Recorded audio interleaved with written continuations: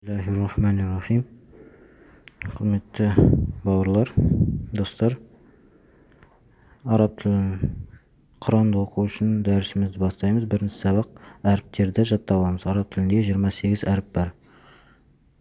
Бірінші сабақ жаттап алады. Алиф қайталаймыз және жаттаймыз. Бә қалай жазылатынын және нүктесіне қарап ажыратамыз. Тә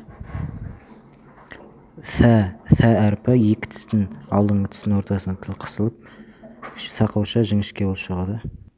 Махариджул хуруф, осында әріптердің шығатын жерлері, мына екі тістің ортасына тіл шығып, қысылып, сақауша шығады. Сә әрпі.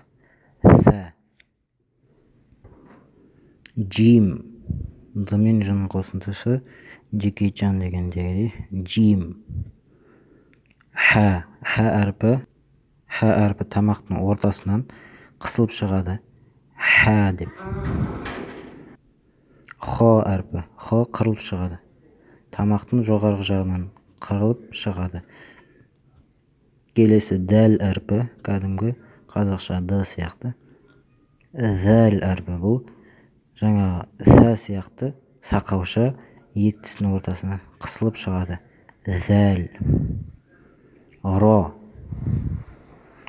зәй, қазақша сияқты, з сияқты, син, қазақша син, және шин, соды, соды. Синнен айырмашылығы бұл жуан оқылады. Соды. Және доды, дәлден жуан. Дәл жіңішке, доды жуан әріп. То, жуан то. Тә жіңішке, то жуан.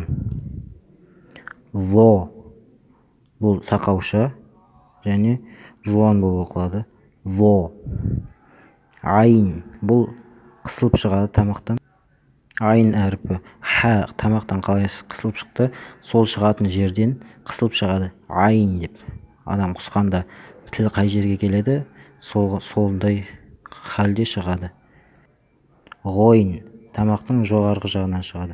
Хо шығатын жерден шығады, бірақ бұл хо сияқты ғойн деп қырылмайды. Ғойн деп жеңіл шығады, өйткені қырылса хоға ұқсап кетеді. Фә, кәдімгі фә. Қоф, кәф, ләм, мим, нун, хә. Хә әрпі тамақтың соңғы жағынан шығады, жеңіл шығады. Және хә әрпі ешқандай кедергісіз шығады. Уау, кәдімгі уау әрпі. Яй,